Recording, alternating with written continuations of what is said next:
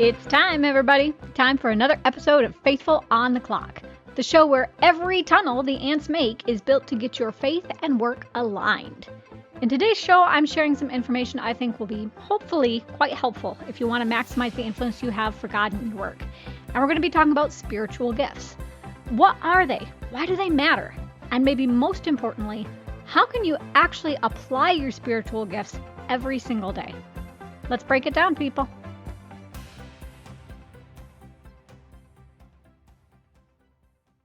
Okay, everybody. So I think a logical place to start is to explain what the heck I'm talking about with this whole spiritual gifts thing. Because I understand not everybody out there may be familiar with the concept if they're just getting started on their walk with the Lord. But a spiritual gift is a capability you have that enables you to do God's work very naturally. And it serves a function that the church needs to be healthy. So for example, if you think about your organization or workplace, you got some people, they're just so amazing with people. Or maybe you've got some people that are just fantastic at training or analysis. And there can be a lot of distinct skills or talents within that, but you can kind of group people by those broad gifts. So to really make the distinction between gifts and skill clear here, let's say someone writes really well. Well, the skill is the writing, but the broader gift is communication. Hopefully that makes some sense. So spiritual gifts work the same way. There are these broad categories, but then within that you can have many different skills and talents. Now, if you're wondering where the Bible actually talks about spiritual gifts, you'll find references in Romans 12, verses 6 through 8, 1 Corinthians 12, verses 8 through 10, 28 through 30, and also Ephesians 4, verse 11. But I just want to go over the gifts really briefly, kind of give an overview. There are 18 gifts altogether, but I've grouped them into 3 big groups just to make it a little easier to digest. The first group of gifts is what I'll call the leadership gifts. And this group includes the gifts of administration, apostleship, evangelism, leadership, and shepherding. So administration, these are the people who do a great job keeping things organized, directing things, or making plans. There's a lot of love and demand for administrators in the corporate environment because they usually can produce a lot of efficiency. They're good at getting things to be productive and lean, and that saves the company money, and profits go up over time. Leadership, that's similar, but it's less task-oriented. It's got more of a visionary or a little bit less pragmatic angle to it, right? Apostleship, you can think of that as leaders of leaders. Like Jesus' 12 disciples, they're going out and finding other leaders. They're doing church planning, all that good stuff. Shepherding, this is, where you see individual pastors who are guiding and protecting the church. And then evangelism, people with this gift are excellent communicators of the gospel. They do an amazing job of getting the word out to people. Now, the second group of spiritual gifts, these are what I'll call the understanding gifts. These are the gifts that make sure that we're able to really access God and know who He is and what He wants. This group includes the gifts of discernment, interpretation, knowledge, prophecy, teaching, tongues, and wisdom. So discernment, that's basically, can you tell the difference between what's good and what's evil? Can you tell what's right or wrong? And I think this gift is super important right now because culture can make it so easy to think that evil things are good, right? So we really need people who can draw a distinction for us on that. Then you got knowledge.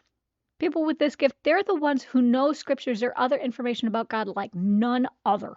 They're able to see how elements of the word all connect and how it can apply to all kinds of areas in our lives. Next is wisdom, which is the gift that allows you to apply information or an understanding of right and wrong in really healthy ways. Then you have teaching, where you have people who are educating people, maybe through Bible studies or leading children's ministry and those kinds of things. And they are so, so important for getting people just this foundational grasp of the story of God and Jesus and for showing them the skills necessary for learning more about Him. Then there's the gift of prophecy, where God tells people things and they go and tell people what His plans are. I think these people, prophets, I think honestly they've got it the hardest in a way because people really tend to be skeptical and negatively judgmental of them. Like, they don't really believe that God is really talking through these people. They think the prophets are, mentally ill or things like that. So, to all of you doing that work, I kind of have to give you an extra tip of my hat because I know that's hard in a way the other gifts aren't. And I think the next two gifts are hard for the same reason, too. So, finally, you've got tongues and interpretation. Tongues is where God gives you a language to speak that communicates some kind of truth or message. And what's interesting is that often people who speak in tongues don't even know what they're saying, but it just comes out. And then that's where you need the interpreters. Their job is exactly what it sounds like. They take whatever's been said in tongues and decode it. But I don't limit this gift just to that. I see this gift as also being able to look at scripture and really translate it in a correct way. Even if the interpreter really shouldn't be able to do that based on, other education or whatever else. And that brings us to our final big group of gifts, which is what I'll call the tactical gifts. These are the gifts where a lot of the nuts and bolts or action of the church happens. So you've got faith, giving, healing, mercy, miracles, and service. I think probably the most well-known or talked about is service, where people are setting up the treats in the church cafe or volunteering to do what needs to be done behind the scenes. But faith is important too. People with this gift are really good at building up the church and making people more confident in God. They just ooze trust in God, and they often are the people that others lean on when things get a little shaky. Giving, that's another well-known one where people will want to donate money or other things to meet the needs of the church.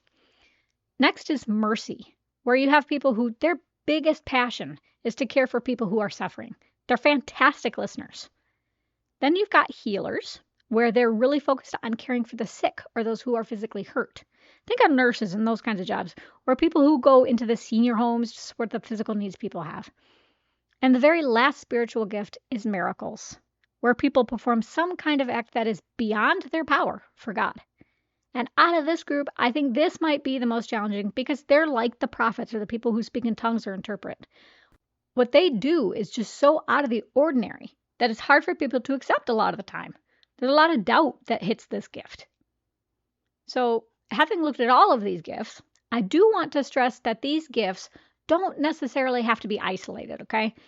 So, for example, if you think about Jesus healing the crippled man who was lowered down to him on a mat, you can read about that in Matthew 9. But that used the gift of healing. But it was also mercy and faith because he really heard how that man was suffering. And Jesus performed that miracle specifically so that people around him could grow in their belief and know that he really was the Son of God and had authority.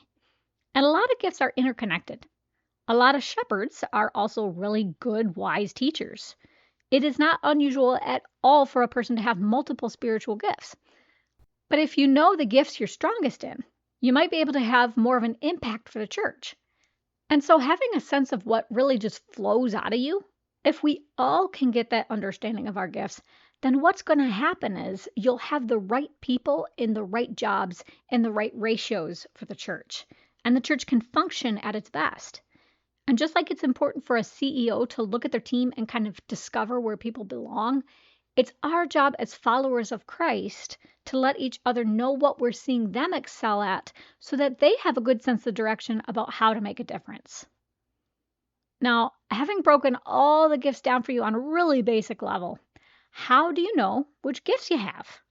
Well, probably the easiest way to tell is just go online and take a test. I'll link to the one at spiritualgiftstest.com, but there are a lot of sites that offer tests on it. Just take a few of those, see what they say. They might not be perfect, but they're a start. Then the next step, I think, is to do some internal reflection. Just think about what you're doing. Most of the time, if you have a spiritual gift, you'll naturally be drawn to activities related to it. Those activities should feel pretty good to you. And most of the time, these are also areas where it's pretty easy for you to get good results too. So if you find yourself living in the aisles of the library or spending hours researching online, you enjoy that? Well, I'd bet money that you have the gift of knowledge. But a third thing you can do to find your spiritual gifts is to pay attention to the feedback you get from others. If people constantly tell you that they've learned a lot from you, maybe you're a teacher. Or if people tell you, wow, I just feel so encouraged after I talk to you, maybe your gift is faith. And sometimes our gifts spill out of us so naturally, we can dismiss it like, oh, that's no big deal. Organizing stuff, that's just what I do. But when people are telling you how it influences them for good, then it's probably a gift and you shouldn't minimize it. Now, related to this, it is well known in psychology that we often admire or seek out people who have gifts or traits that we admire, but either don't have or don't feel like we can show.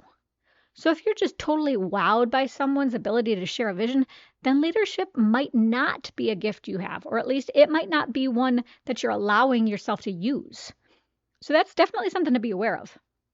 But then the last thing I would say is look at what you do in a crisis. Most people will instinctively pull out their spiritual gifts when the you know what hits the fan. You'll want to spring into action using the gifts you've got. So if your first instinct after a hurricane is to go volunteer at the local hospital, maybe you're a healer. Or if your instinct after the hurricane is to pull everybody together and start delegating, you might be an administrator. And I give this tip understanding that sometimes people can live in ways that don't really match who they are. So maybe they have the gift of knowledge, but they're in a really mechanical job and they don't get a chance to show everything they have intelligence about. But in a crisis, you'll probably feel a tug to act according to your true gifts. Which brings me to my last point.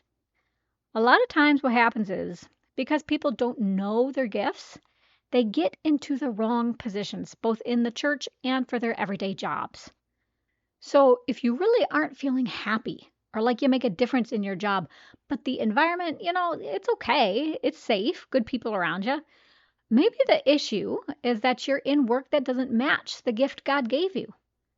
Maybe you got into a job everybody said to go after just because it was in demand or financially stable. So in terms of career development, every time you have the chance to advance, make sure that there's that alignment between your gifts and the role you take.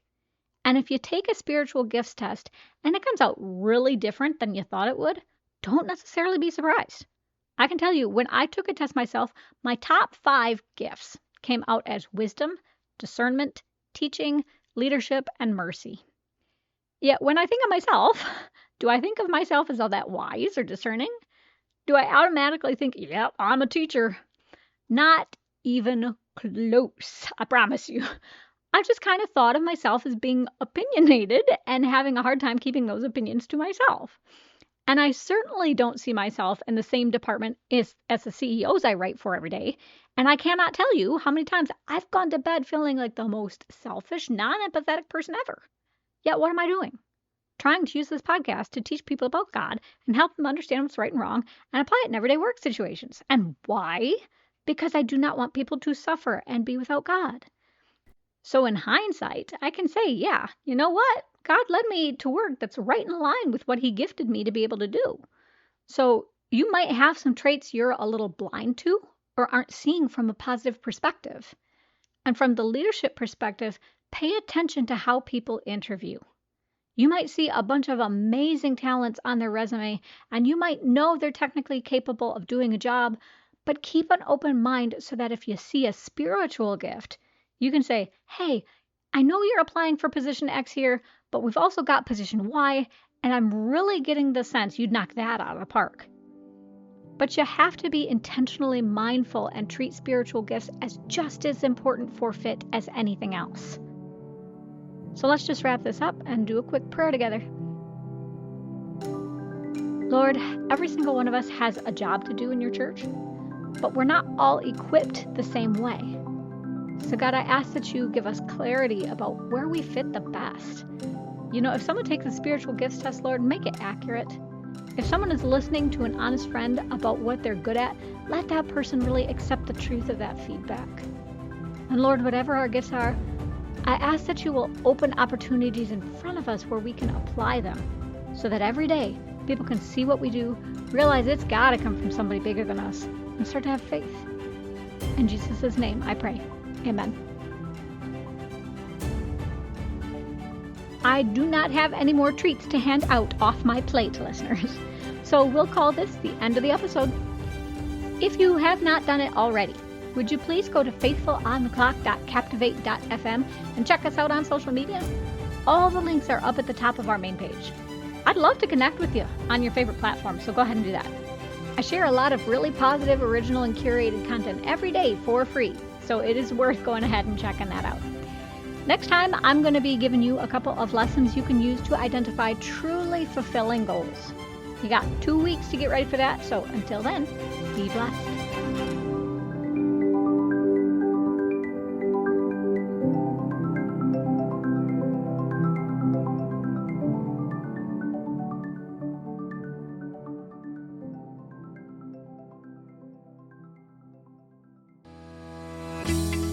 Like what you heard and want even more great Christian business content? Head on over to patreon.com/faithfulontheclock to become a supporting member for the show. You'll get access to options like early episode access, bonus episodes, videos, Bible studies, curated articles, and more in a tier plan that's right for you.